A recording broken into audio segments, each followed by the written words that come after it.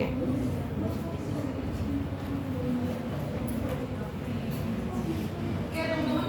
Yang ada di layar caranya adalah teman-teman tetap lihat PPT, kemudian mendengarkan kakak. Ketika suaranya tidak jelas, nanti kita yang dari luring itu merekam suara kakak dan tulisan kakak. Nanti mohon silakan jika mau mendengarkan penjelasan kakak. Ayo. Langsung aja. Ya. Oke, kita akan ulangi lagi ya, biar bisa teman-teman yang di dalam itu mendengar lagi. Oke, yang pertama adalah bagaimana public finance itu lahir karena ada perbandingan. Jadi Musgrave itu, dua Musgrave, kalau saya bilang adalah dua ekonomis Musgrave itu membandingkan negara bagian yang kaya dan negara bagian yang miskin. Nah, negara bagian yang kaya pasti dia punya anggaran.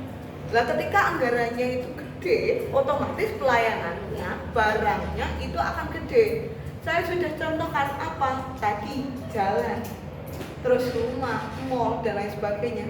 Semuanya pasti bagus, taman dan lain sebagainya. Dibandingkan dengan negara bagian yang miskin. Lah, dampaknya apa? Ketika barang publik atau public goods itu rendah, dampaknya adalah orang yang mau tinggal di daerah tersebut juga akan berbeda. Lah tadi, makanya saya tanya ke teman-teman, kiranya kalau teman-teman milih, kalian akan milih tinggal di mana? Di Surabaya, apakah di Blitar? Teman-teman menjawab, di negara bagian yang kaya, Bu. Sama halnya, kalian mau tinggal di mana? Daerah yang bagus, ada mall dan lain sebagainya, atau enggak? Daerah yang ada mallnya, Bu. Nah, itu adalah contoh sederhana. Nah, ketika banyak orang yang tinggal di daerah tersebut, apa yang terjadi? Pajak yang dikolektifkan itu akan menjadi lebih besar. Nah, dari ketika pajaknya lebih besar, mana yang sekiranya dia mendapatkan anggaran yang lebih gede? Yang daerah kaya atau daerah miskin? That's right. Itulah makna. Lah, public finance itu berada di mana? Berada di sini. Bagaimana pemerintah, jadi negara bagian ini menghasilkan barang publik. Tujuannya untuk apa? Lagi-lagi untuk mendapatkan anggaran kembali, yaitu pajak. Nah, dengan fungsi apa? Itu ada 3. Boleh dibacakan bersama-sama? Alokasi. Terus apa lagi? Distribusi. Apa lagi? Stabilitas. Nah, disinilah peran negara. Dan inilah makna dari public finance. Nah, bagaimana cara mengalokasikannya anggaran? Bagaimana cara mendistribusikan anggaran? Bagaimana stabilitas? Maka kita harus tahu peran pemerintah dari ketiga hal ini. Oke. Dari sini ada yang ditanyakan? Aman? Oke. Aku koyo itu ya, video konten apa? Oh, konten kreator. Oke, guys.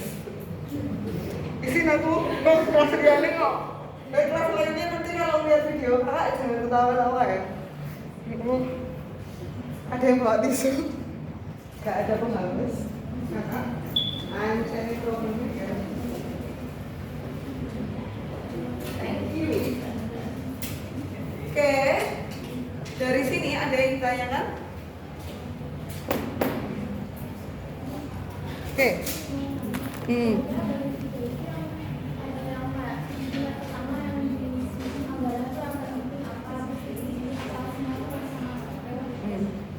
Nanti kita akan masuk lebih dalam lagi ya. Kita harus tahu definisinya terkait alokasi, distribusi, dan stabilisasi. Kalau saya bilang bisa jadi derajat alokasinya lebih gede, bisa jadi distribusinya atau stabilitasnya, dan itu tergantung dari fenomena ekonomi yang ada di Indonesia. Kita nggak bisa misalkan gini, pernah dengar harga-harga naik? Nah, kenapa misalkan harga naik, pemerintah itu harus ngapain? Menjaga stabilitas ekonomi. Apakah harga naik itu akan selalu misalkan Januari, Februari, Maret, April, Mei sampai Desember itu harga terus naik? Apakah beritanya pernah seperti itu? Enggak kan? Nah, di momen-momen tertentulah itu maka fungsi-fungsi pemerintah itu digunakan. Jadi kalau saya bilang hanya momen-momen tertentu ketika fenomena terjadi. Oke ya. Oke, good point. Oke, ini boleh kakak hapus.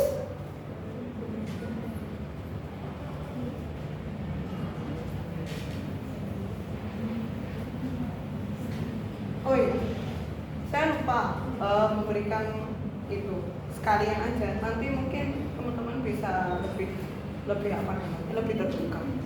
Kalau saya tanya pemerintah, government itu kalau di Indonesia ada berapa level? Ada berapa tingkatan? Pemerintah pusat dan pemerintah daerah.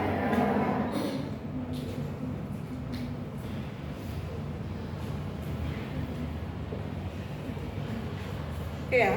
Nah, ketika kita ngomongin pemerintah pusat dan pemerintah daerah, pemerintah pusat dan pemerintah daerah, fenomena ini sama nggak dengan Amerika?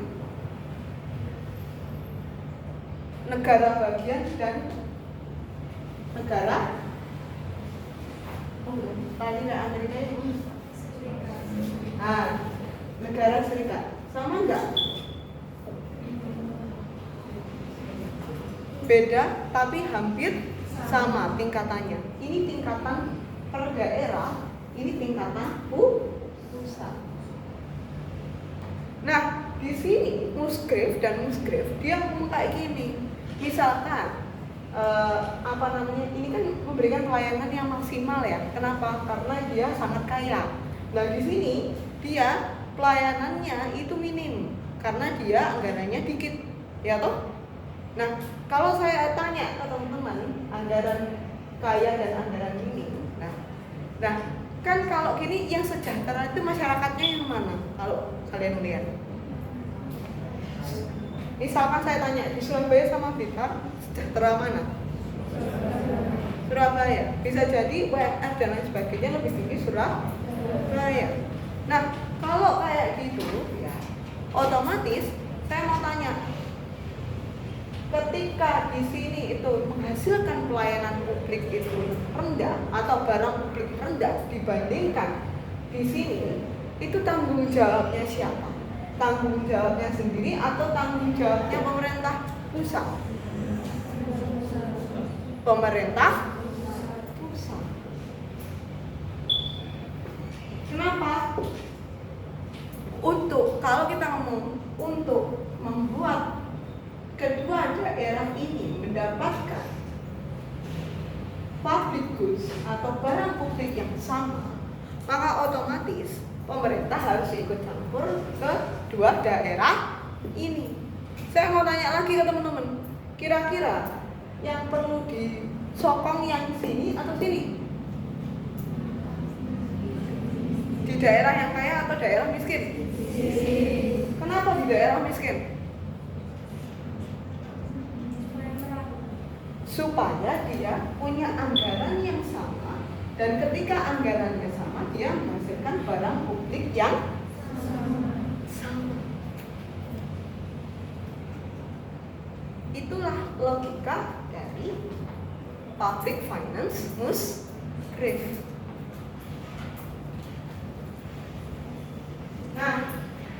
baca bareng-bareng ya. Di layar juga boleh baca. Alokasi, apa itu definisi dari alokasi? Apapun yang dilaksanakan pemerintah yang dapat mempengaruhi kuantitas dan kualitas dalam pelayanan negara yang ekonomi hasilkan. Dari produksi pemerintah secara langsung untuk regulasi sampai pada insentif pajak serta penalti untuk aktivitas mereka. Oke, yang pertama adalah apapun yang dilaksanakan pemerintah yang dapat mempengaruhi kuantitas dan kualitas dalam pelayanan. Saya akan bilang seperti ini. Tadi pemerintah pusat dia memberikan anggaran yang lebih di sini dibandingkan di sini, itu adalah alokasi. Dia memberikan alokasi anggaran ke daerah yang lebih miskin dibandingkan daerah yang lebih kaya.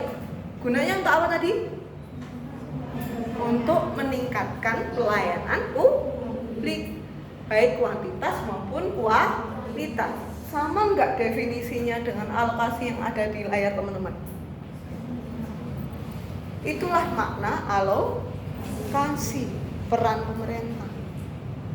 Dia apapun yang dilakukan oleh pemerintah, baik pusat maupun daerah, dan dia akan mempengaruhi barang. Misalkan saya bisa bilang gini, saya mau tanya ke teman-teman, pada saat pandemi COVID-19, kira-kira anggarannya itu semua sesuai dengan perencanaan atau dirubah? Pada saat COVID-19 dulu.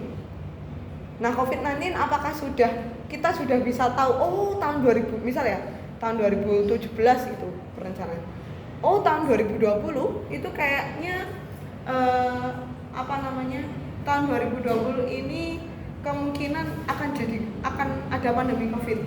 Nah, kalau saya tanya ke teman-teman, tahun 2020 ini pada saat itu apakah orang-orang sudah tahu akan terjadi pandemi? Belum ya? Nah, ketika orang-orang tidak tahu terjadi pandemi, apa yang terjadi pada saat pandemi COVID menerjang? Kolaps kan setiap daerah.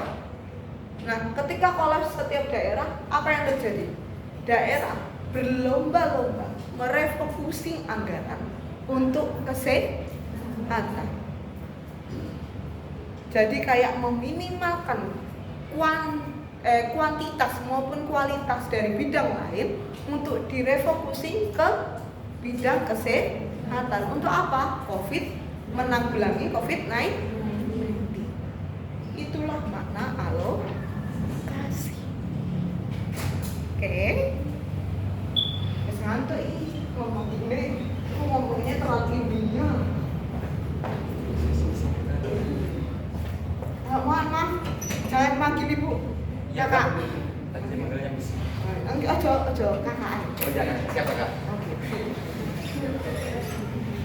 Oke, ayo kita baca bareng-bareng distribusi. Apa itu distribusi? Apapun kebijakan yang dilakukan yang dapat mempengaruhi distribusi pendapatan dan kesejahteraan, mulai dari pembangunan jalan, pengembangan pajak hingga proyek sekolah dan beasiswa kampus, sehingga gaji asuransi yang dapat mempengaruhi distribusi pendapatan, kesejahteraan maupun hal lainnya. Oke, apapun yang dilakukan oleh pemerintah untuk mempengaruhi distribusi pendapatan dan kesejahteraan. Pendapatan. Ini saya hapus ya. Terus mau tulis toh? Masya Allah. Berapa bulan ya?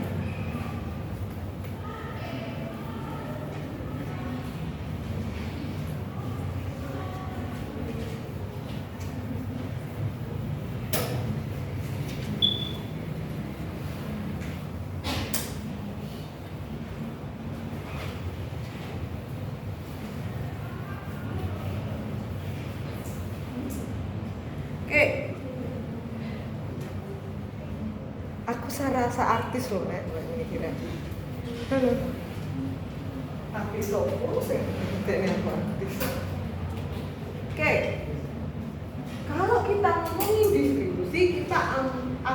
bilang terkait pendapatan dan kesejahteraan.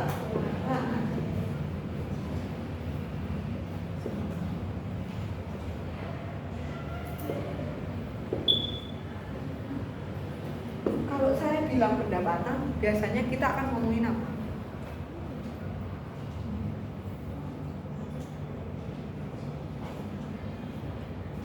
Saya digaji 2 juta, dia digaji 3 juta. Berarti kita akan ngomongin apa? S, G,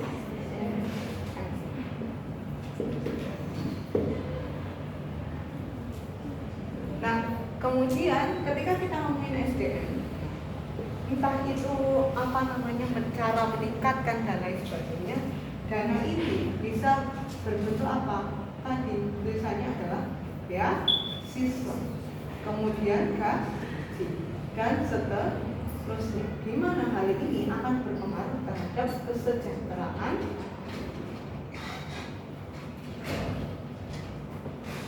dari sumber daya manusia.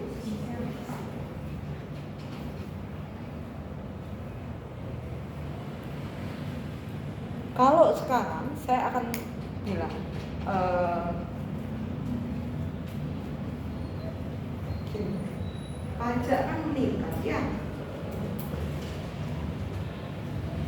persenan pajak meningkat.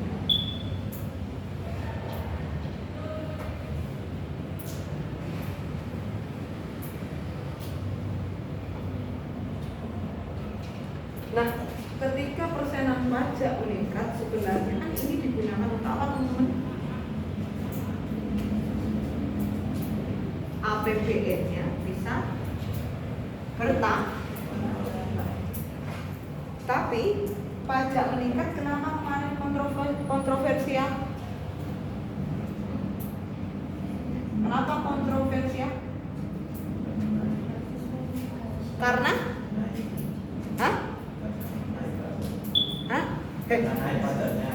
apa? Nah, ya pajaknya naik, kenapa kok jadi kontroversial? Apa? Oke, gak sesuai sama gaji yang didapatkan. Ada lagi? Karena gak suka sama Prabowo. Hati-hati kon. Hati-hati ya. Lekon gak suka sama Pak Prabowo, kon diskriminkan tek nih. Kenapa dia kontroversial? Pajaknya berapa persen kemarin? 12%. Kenapa 12% ini kontroversial? Karena APBN-nya nggak sesuai dengan pajaknya. Ada lagi, aku suka. Ayo, kenapa?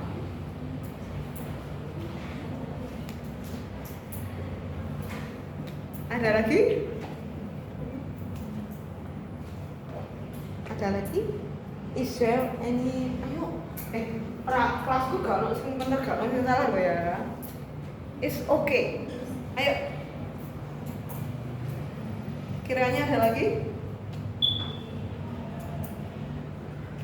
Karena naiknya pajak itu nggak diikuti sama kenaikan pendapatan. Oke. Tadi tidak sesuai sama APBN, yang satunya tidak sesuai dengan pendapatan masyarakat. Hampir. Ada lagi? Hampir mendekati. Dia sudah hampir mendekati, tidak sesuai dengan pendapatan masyarakat. Apalagi?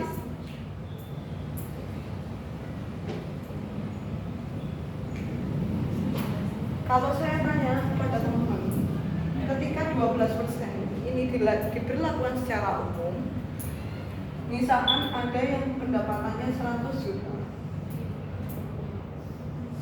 dan ada yang pendapatannya 3 juta, kira-kira 12% deh, 3 juta sampai 1 juta itu sing iso mangan enak sing endi? 100 ya. Kalau yang 3 juta piye? Ngiris tahu tempe bisa jadi di sini. Nah, kalau kita melogikakan seperti itu, kira-kira pendapatan siapa yang terkena dampak signifikan? Yang 3 juta itu kalangan mana? Menengah ke bawah. Artinya ketika kalangan menengah ke bawah, apa yang terjadi? Banyak masyarakat yang menjerit. Kenapa? Akhirnya kontroversial. Yang sini menjerit enggak? Kayak seisok enak.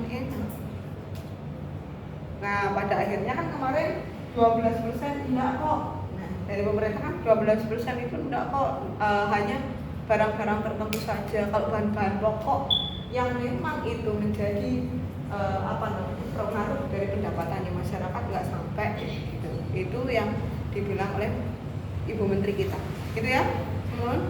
Nah, dari sini sudah kelihatan bahwa distribusi itu juga berada pada ranah peran pemerintah untuk menjelaskan kembali kebijakan 12% itu seperti apa.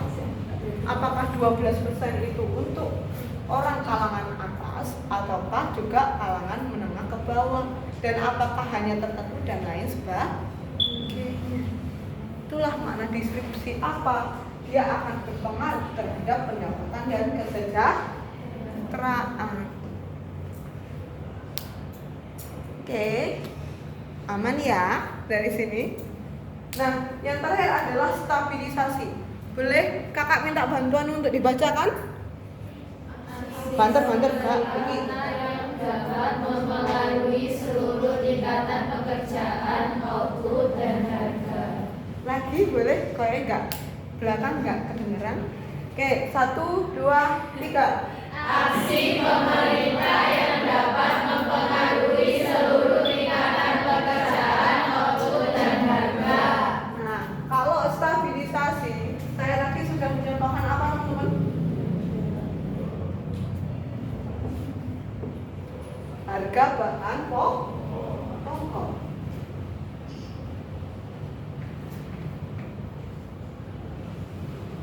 Misal harga bahan pokok, misal endok, iku regane kok 20.000 iki. Ya, apa iki regane 20.000? Alur apa namanya? Alur mana yang sekiranya harus diperbaiki sehingga harganya tidak sampai 20.000? Dan kemudian kebijakan apa yang harus dikeluarkan oleh pemerintah sehingga telur itu tidak sampai 20.000? Kenapa? Ingat, ketika harga bahan pokok naik, siapa yang menjerit? Kalangan menengah ke bawah. Sedangkan di Indonesia yang paling banyak itu kalangan menengah ke bawah. Itulah makna stabilisasi. Nah, dari alokasi, kemudian distribusi, stabilisasi, kita juga bisa menyimpulkan pertanyaan dari teman-teman. Apakah semuanya sama rata? Saya bilang tidak, disesuaikan dengan fenomena ekonomi. Nah, tadi COVID, alokasi langsung tiba-tiba masuk ke kesehatan. Nah, kemudian distribusi, kita akan ngomongin apakah nanti kita ngomong pajak ini, apakah selamanya enggak. Sri Mulyani itu ngomongin Januari. Terus apakah pajak nanti naik atau berkurang tahun depan, kita juga tidak tahu gitu ya. Nah, itulah tindakan-tindakan pemerintah. Is fungsi dari public finance. Nah, kita paham nih terkait 3 fungsinya.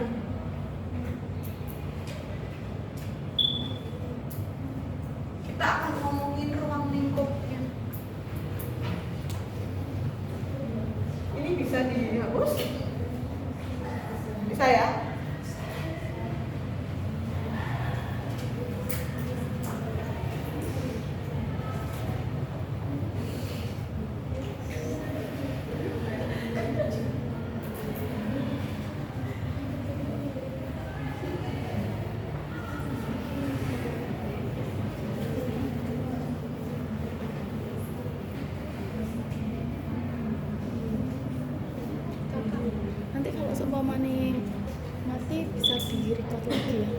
Ya, mati. Berarti tadi nggak bisa rekam gitu.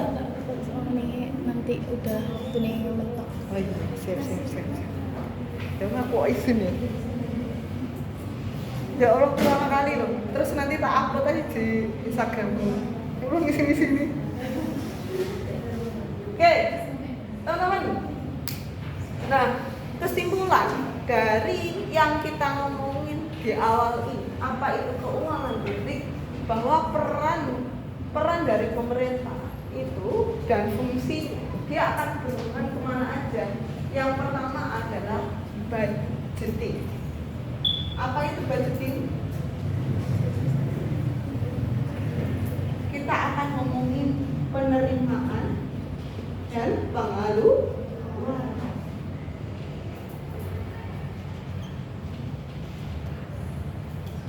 Contoh sederhana tadi, kakak akan bilang tadi ada negara si kaya, negara bagian si kaya dan ada negara bagian si miskin. Nah kemudian pemerintah pusat itu ngasih suntikan dana untuk negara si miskin. Nah gunanya untuk apa? Gunanya untuk memberikan pelayanan atau barang publik yang sama sehingga sama dengan negara si kaya. Nah kalau memberikan suntikan dana itu lebih ke penerimaan atau pengeluaran, teman-teman. Pemerintah pusat memberikan suntikan dana ke negara si miskin. Yang pengeluaran yang mana? Pusat. Penerimaan yang mana? Pemerintah daerah. Oke, paham ya? Oke, saya akan bilang seperti ini. Misalkan saja COVID-19. Ketika COVID-19 pada akhirnya pemerintah daerah semua kolaps. Dan ketika kolaps semua refocusing masuk ke dalam kesehatan. Itu ranahnya mana? Penerimaan atau pengeluaran?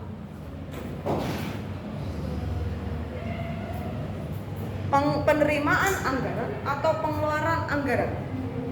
Refocusing. Pengeluaran. Kenapa? Karena misalkan seharusnya pengeluarannya itu untuk pendidikan, dia masukkan ke dalam kesehatan dan akhirnya dikeluarkan seluruhnya untuk kesehatan. Itu ya maknanya. Oke, saya akan bilang gini, negara Indonesia itu punya banyak sekali sumber daya alam yang sangat melimpah. Ketika kita ngomongin sumber daya alam, kita akan ngomongin bahwa pasti itu akan punya andil besar untuk Indonesia. Di mana andil besar? Penerimaan atau pengeluaran? Misalkan timah, baja, Freeport, kira-kira itu penerimaan atau pengeluaran? Penerimaan. Jadi teman-teman harus paham bahwa mana yang sekiranya bisa menghasilkan untuk penerimaan atau pengeluaran.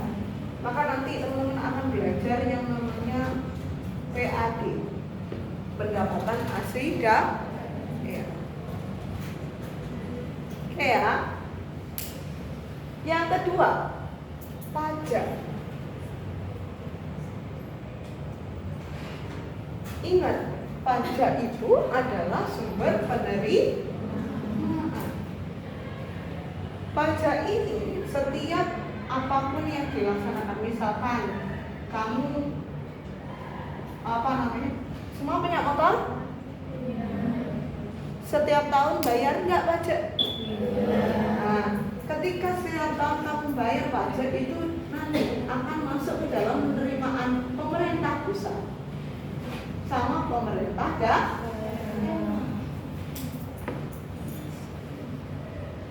Nah, pengelolaan pajak ini kita akan belajar di sini. Dan yang terakhir adalah apa itu, teman-teman? Spending activity.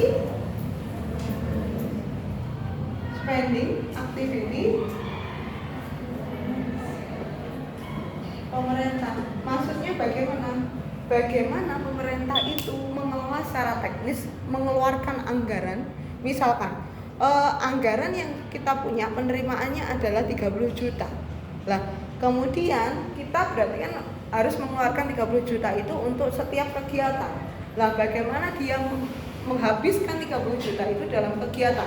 Misalkan kegiatannya adalah sosialisasi. Nah, di dalam sosialisasi pasti kan ada yang namanya,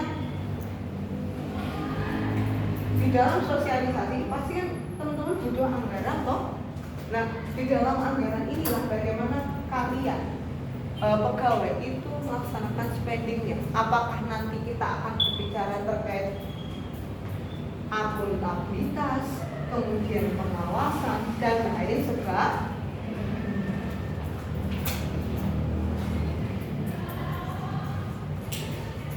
Oke ya. Oke. Dari sini ada yang ingin ditanyakan? Sudah ya. Nah, saya menambahkan satu hal lagi, bahwa fungsi public finance itu tergantung pada preferensi individu dan publik. Maksudnya bagaimana, Kak? Tadi saya tanya, pada saat kita ngomongin stabilisasi,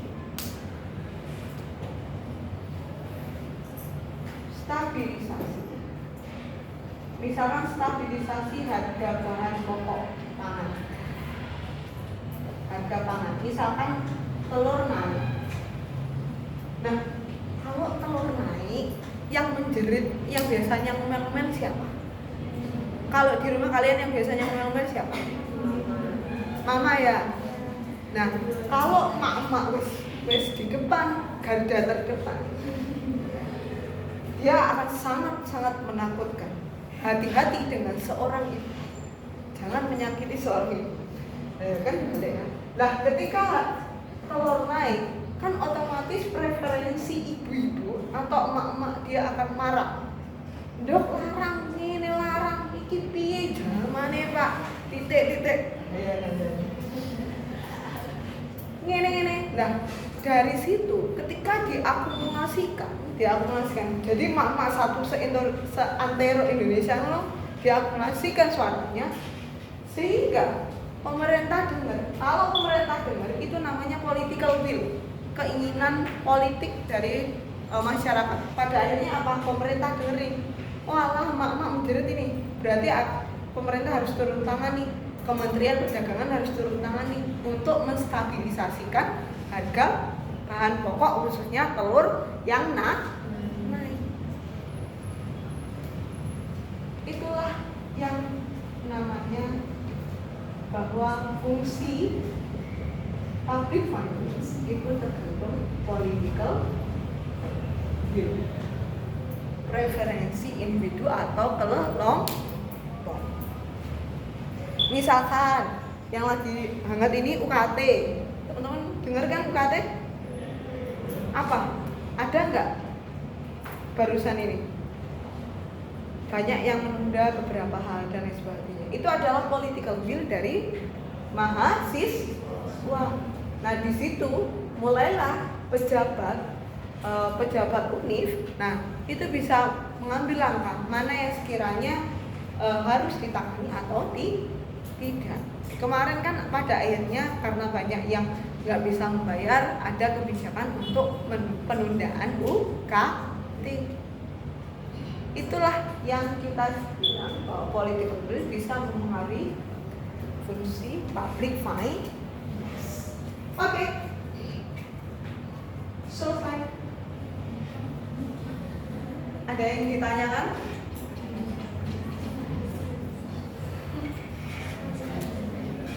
Mungkin yang di layar adakah yang ingin ditanyakan?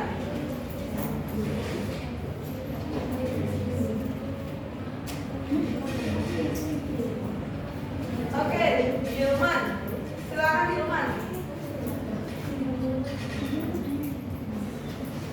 Halo Hilman. Baik, sudah terdengar. Sudah terdengar. Silakan Hilman. Baik, saya ingin bertanya mengenai stabilisasi. berita bahwasanya nilai tukar rupiah itu jatuh ke 8.000 rupiah ya. Yang aslinya kan masih 16.000 saat ini.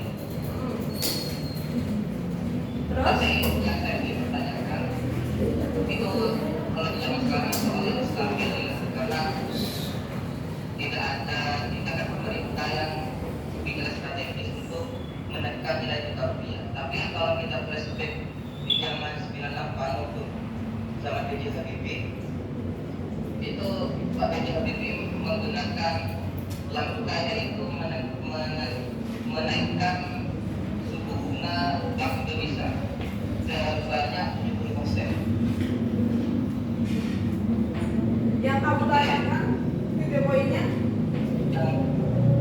Yang saya tanyakan, mengapa untuk tahun sekarang ini kok nggak bisa ya untuk menekankan menstabilisasi nilai tukar rupiah? Karena dalam pengaruhnya apakah masih terpengaruh dengan geopolitik di Amerika, karena kita sendiri Indonesia masih juga bergantungan terhadap dolar dan memiliki hutang luar negeri kepada Amerika Serikat. Sekian itu. Oke, terima kasih. Hilman, good question. Saya akan coba berbicara sebenarnya dengan fenomena yang tahun 98 ya. Saya pernah baca suatu jurnal karena di jurnal itu bagaimana kita kolaps ketika rupiah itu mengalami inflasi, nilai tukar rupiahnya sangat tinggi. Itu kenapa? Ternyata itu karena pengaruh dari negara lain. Jadi tidak hanya di dalam negeri, tapi dari luar negeri. Mana? Thailand. Jadi seperti ini, ketika misalkan ada suatu negara dan kemudian negara itu kolaps dan kemudian itu sangat dekat dengan daerah kita dan kemudian situasi stabilitas politik kita itu tidak bagus dan kemudian ada namanya daerah lain juga mengalami stabilitas politik yang tidak bagus, pada akhirnya kolaps ekonominya. Pada saat itu kita juga mengalami dampak signifikan. Jadi kalau saya bilang bahwa bisa jadi ya, ketika melihat fenomena itu bisa jadi pengaruh dari misalkan Amerika, pengaruh dari Amerika. Ketika Amerika itu stabilitasnya politiknya tidak bagus dan kemudian di sana ada hal yang misalkan ekonominya memburuk, pasti itu akan berdampak dengan negara-negara lain yang menjadi sahabat mereka. Sahabat apa? Kerjasama dalam bidang ekonomi. Dan itu hal yang wajar. Gitu. Itu yang pertama. Dan yang kedua adalah Bu, bagaimana perannya? Kalau saya bilang maka agak sangat sulit ya teman-teman. Terkait kebijakan yang harus diambil karena pertama, kalau kita ngomong globalisasi, kita tidak akan jauh dengan pengaruh dari negara lain. Itu yang pertama. Kemudian yang kedua, kalau kita misalkan gini saja, misalkan harga nilai tukar rupiah tinggi. Nah, terus kemudian kita tiba-tiba naikkan suku bunga yang sama kayak B.J. Habibie.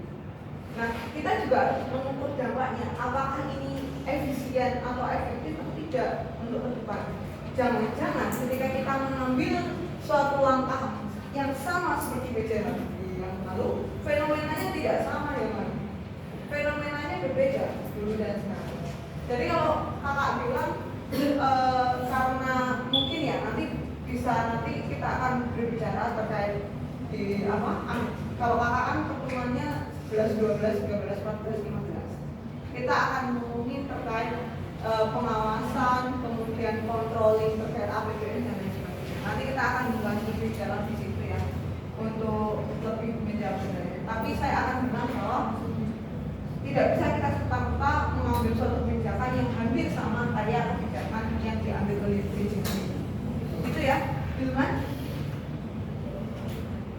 Terakhir dari saya, apakah Indonesia itu memiliki peluang untuk terbebas ketergantungan terhadap dolar, sedangkan Indonesia sendiri memiliki hutang kepada Amerika Serikat? Itu terakhir. Apakah Indonesia memiliki peluang untuk terlepas dari ketergantungan terhadap dolar, sedangkan Indonesia sendiri memiliki hutang masih kepada Amerika Serikat? saya bisa jawab? Kayaknya tidak bisa nih. Kamu pernah dengar IMF ya? Pernah dengar IMF? Pernah. Gini, teman, tiap negara itu akan disuntik dana dari PBB, United Nations.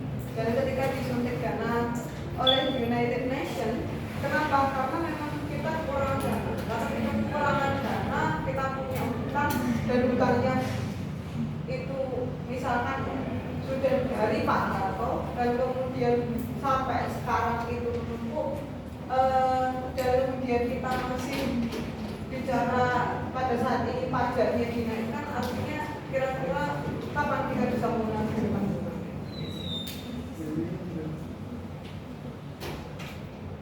Saya rasa masih belum bisa ya, kecuali kita punya yang namanya sistem yang bagus, sistem tata kelola pemerintahan yang bagus ya Pak. Saya bisa bilang misalkan saja kita ngomongin swasembada beras. Apakah kita sudah ngomongin apakah kita sudah swasembada beras? Apakah kita masih banyak impor dari daerah negara lain? Nah, ketika kita sudah tidak mengimpor, tapi kita mengekspor lebih banyak dibandingkan impor, kita kan banyak penerimaannya. Ketika kita banyak penerimaan, otomatis kita punya anggaran yang cukup untuk tidak berangkat. Jadi, kecuali kita swasembada dan kemudian kita menjadi pengekspor dan kita menghutangi negara lain, bisa jadi kita lunas utang. Itu analisa dari kamu. Mungkin ada yang ditanya lagi, kan? Baik, Kak, terima kasih. Oke, good point. Amelia? Baik, terima kasih Bu. Sebelumnya, apakah suaranya sudah terdengar? Sudah, ya? Baik, langsung saja. Bu, di sini saya ingin bertanya, sebenarnya dalam kebijakan pengalokasian distribusi maupun stabilisasi dari keuangan publik tersebut, apakah ada makna tertulis yang memang sifatnya mengikat dalam pemerintahan? Soalnya kan kemarin pernah ada berita Ketua Dewan Pembinaan Gerindra mengungkap bahwasanya terdapat beberapa program pemerintah yang dirasa melanggar. Kalau memang tidak bisa kebijakan publik tersebut diatur dalam konstitusi, otomatis kan anggaran dana yang Pelan-pelan kan? Suaranya cukup keras. Kan? Dong gitu. Oke, Pelan-pelan saya ulang ya.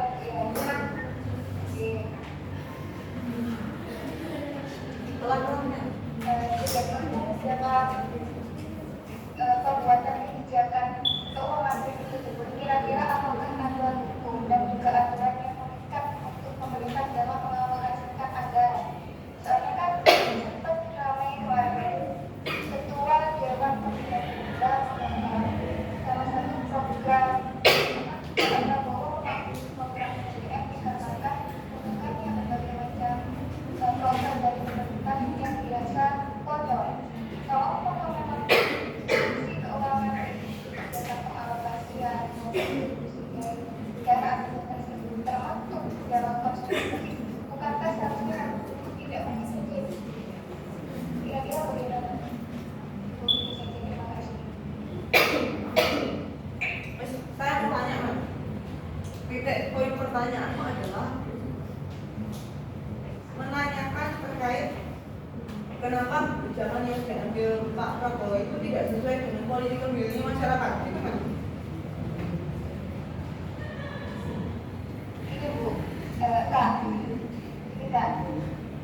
Kalau umpama namanya keuangan publik, otomatis kan seharusnya ada mandat maupun peraturan tertulis yang termasuk dalam undang-undang yang dijadikan acuan bagi pemerintah. Nah, kemarin kok sampai Bapak Prabowo sendiri melihat bahwasanya terdapat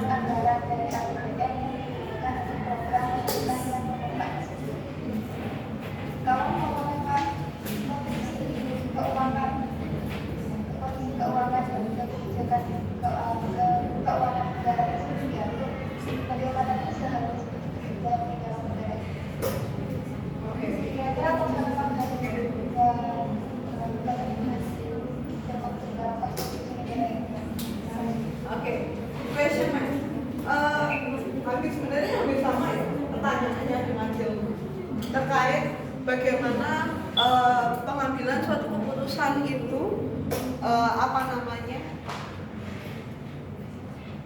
apakah sesuai dengan political will atau preferensi individu atau publik.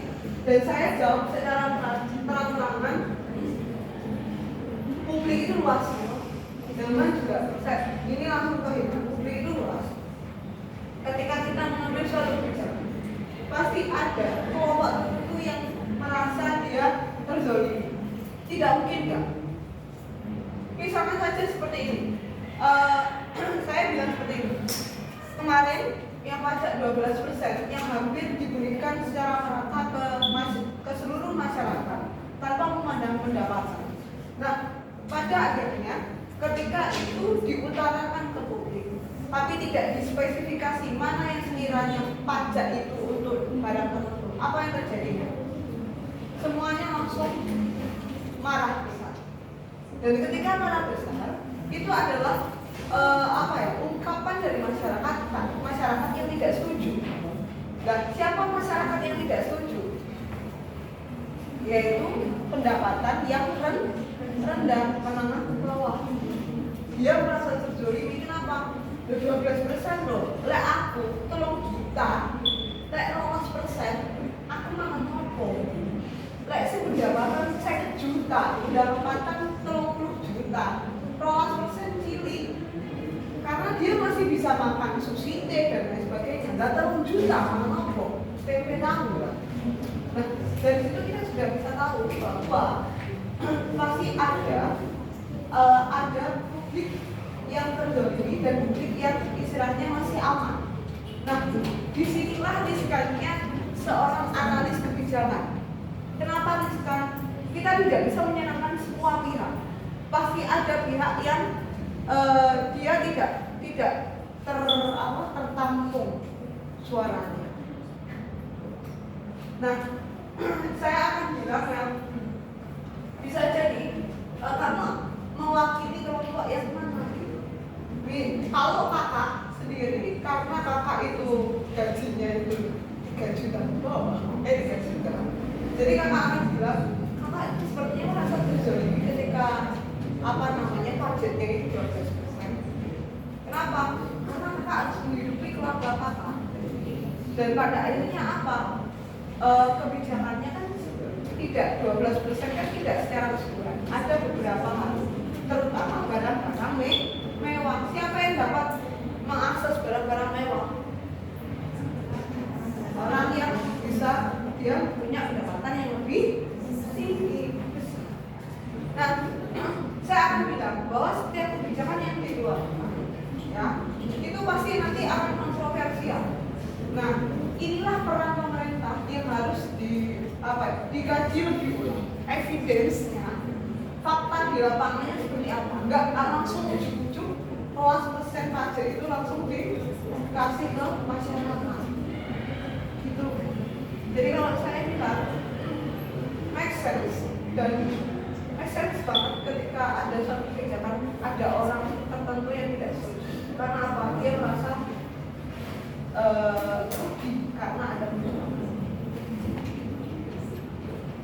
Sekarang lagi hangatnya itu refocusing.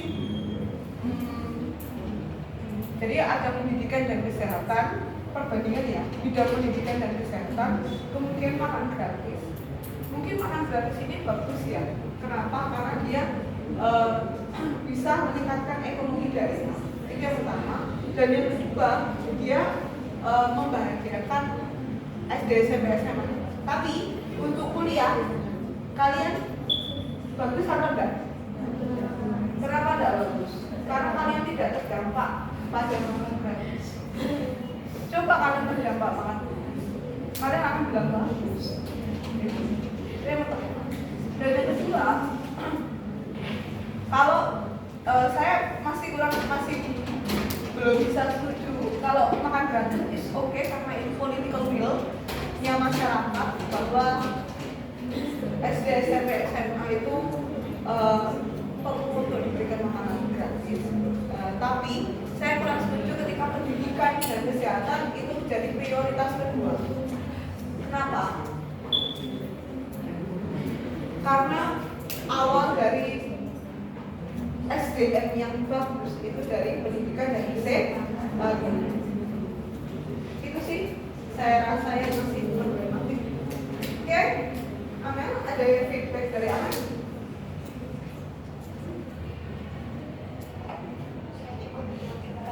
Oke, sama-sama. Oke, ada lagi?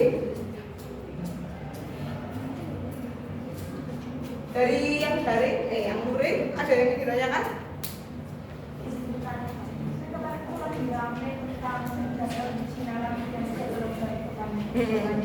Itu harus ambil di agen, jadi nggak didiskusikan remaja. Nah itu kan katanya buat harganya itu biar rata semua gitu loh. Dan tapi banyak dari masyarakat itu kayak nggak mau, soalnya kan mungkin dari jarak dari rumah ke agen itu jauh atau gimana. Nah itu kalau menurut kakak sendiri itu sebenarnya kebijakan itu menguntungkan masyarakat atau malah menyengsarakan masyarakat. Terus apakah hal itu termasuk political will yang dilakukan oleh pemerintah pusat? Good question. Saya sangat suka ini pertanyaan. Tak hapus dulu ya. Kita akan menggambar ya, biar kita akan paham terkait permasalahannya di mana.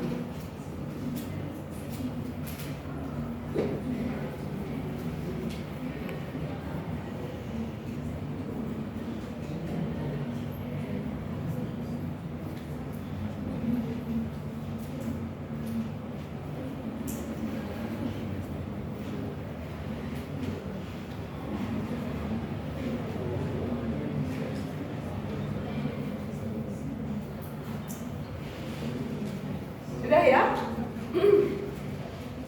Sekarang gini, harganya berapa kalau LPG? Kalau dari sananya di pusat itu katanya 12.750. 12.750. Terus biasanya kalau di pengecar?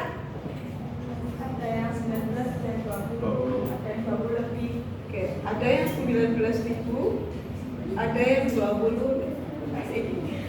Kalau dalam ekonomi dari harganya dulu aja, dari kita melihat LPG-nya aja. Kalian lebih pilih yang mana? Nomor 1, nomor 2, atau nomor 3? 1. Oke, dari harganya dulu. Ya. Terus kemudian ini misalkan rumah kalian. Tuh. Siapa jenengmu? Rizky. Ini rumah Rizky. PJ-nya sekarang siapa namanya? Nah, ini rumah Audia.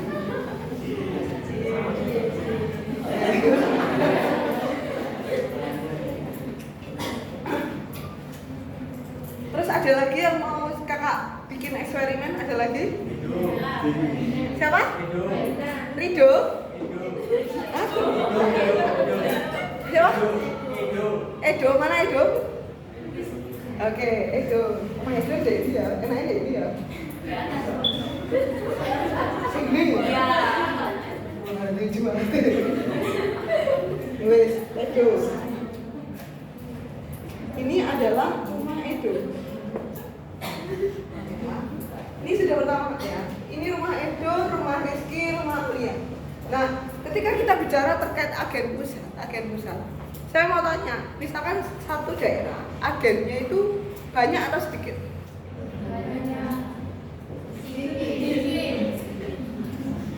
Langsung ke sekoteng de apa jenenge LPG-ne kok.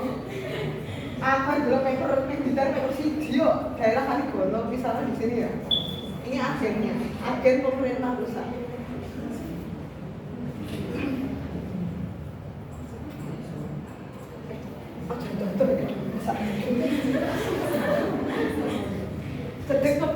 Dekat sini aja habis scale. Oke ya, kalau saya tanya, ketika Rizky mau ke sini ya, dan kemudian Edo mau ke sini, ya toh, Rizky harus menempuh jarak 10 km. Nggak usah alay, 2 km. Ini harus menempuh jarak sama 2 km karena Rizky sama Edo itu bertetanggaan.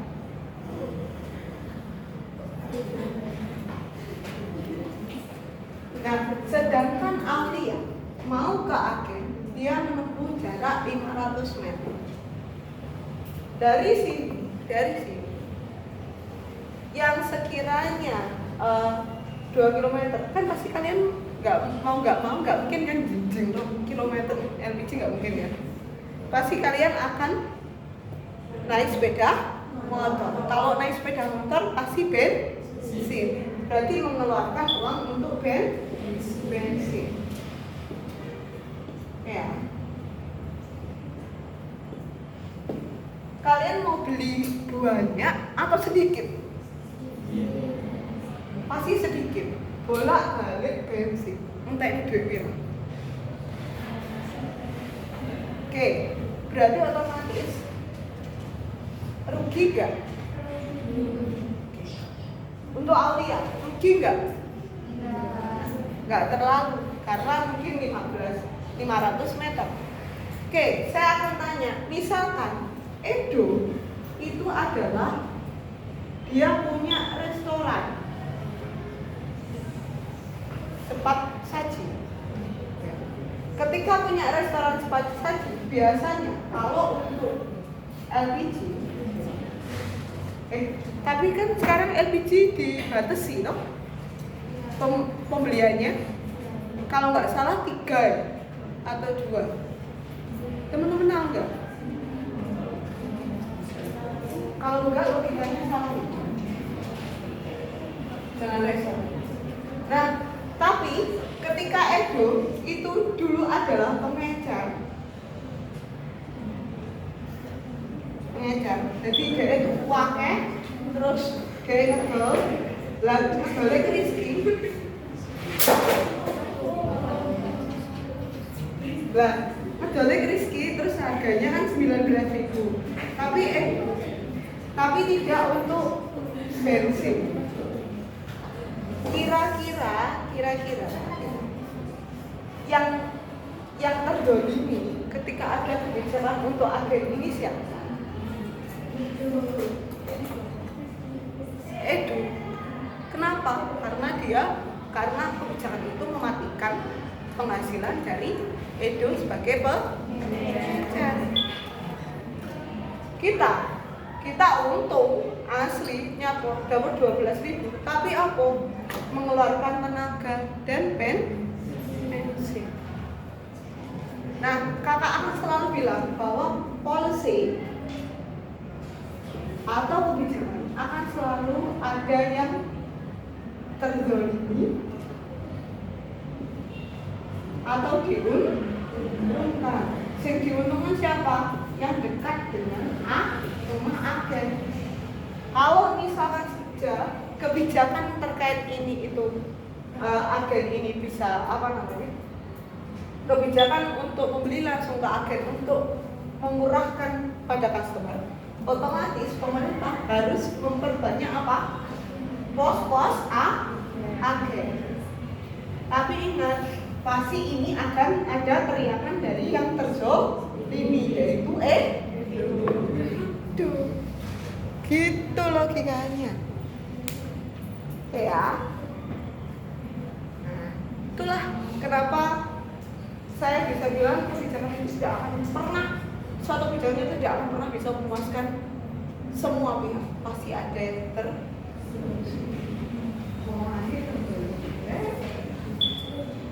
Oke, ada lagi? Sudah? Aman? Oke.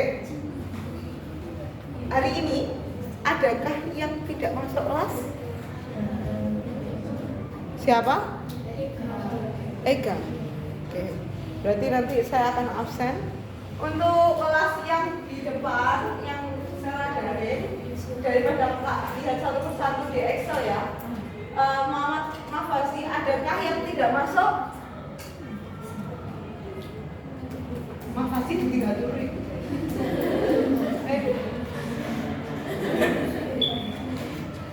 Ya serah kalau gitu.